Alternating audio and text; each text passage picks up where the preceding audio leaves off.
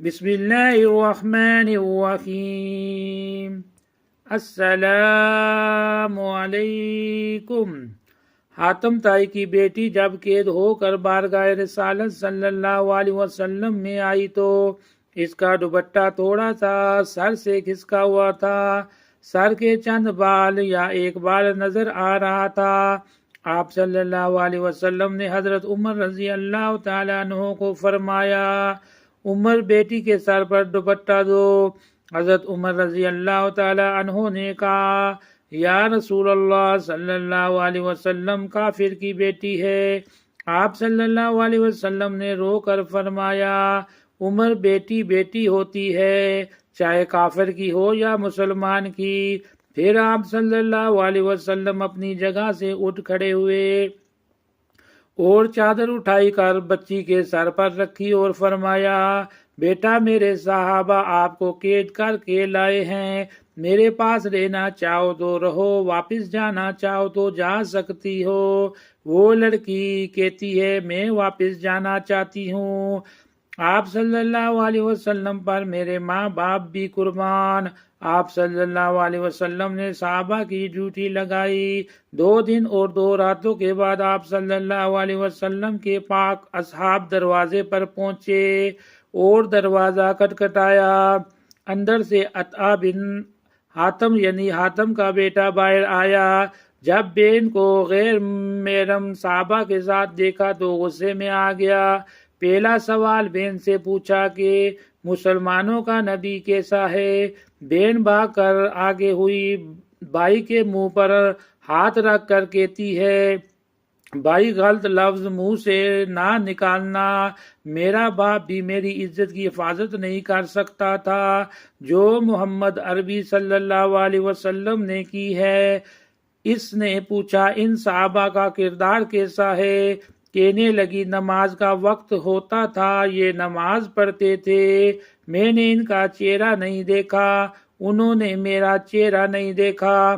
بھائی کا غصہ ٹھنڈا ہو گیا، کہنے لگا، اگر مسلمانوں کا نبی اتنا اچھا ہے تو مسلمان کیوں نہیں ہوئی؟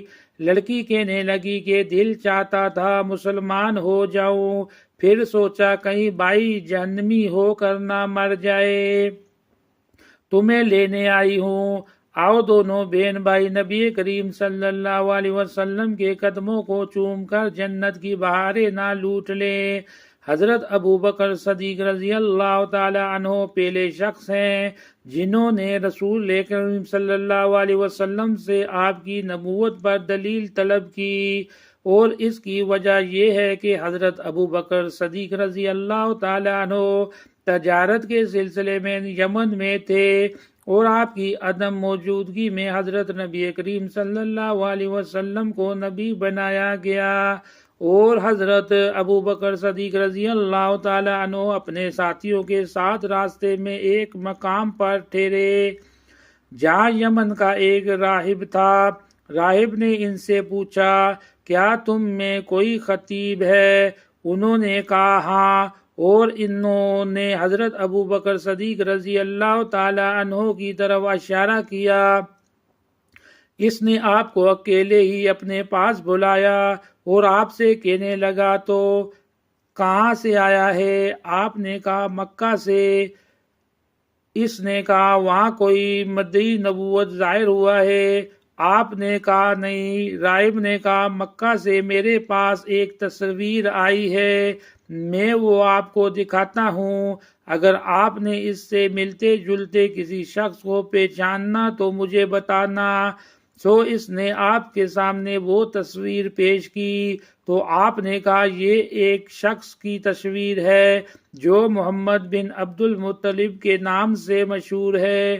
راہب نے کہا، یہی وہ نبی ہے جس کی دعوت دی گئی ہے، اور وہ خاتم الانبیاء ہے، یہ اپنے دشمنوں پر فتح پائے گا اور اس کا دین دیگر ادیان پر غالب آئے گا۔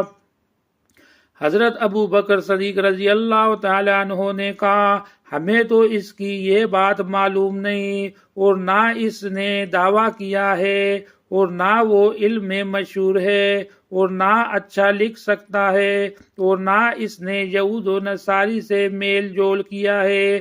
راہب نے کہا یہ بینہ وہی نبی ہے۔ اور بعض کا قول ہے کہ راہب نے حضرت ابو بکر صدیق رضی اللہ تعالی عنہ سے کہا کہ آپ اس کے بعد اس کے دین کے ماننے والوں پر خلیفہ ہوں گے۔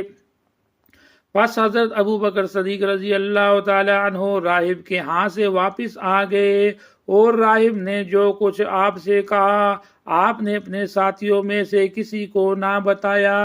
اور جب آپ مکہ آئے تو آپ کی ماں سلمہ ام الخیر نے آپ سے کہا آپ کے دوست محمد نے جو کچھ کیا ہے آپ کو اس کی خبر ملی ہے، اس کا خیال ہے کہ وہ نبی ہے، اسے اللہ نے نبی بنایا ہے اور اسے اس کی قول کی طرف اور سب مخلوق کی طرف بھیجا ہے۔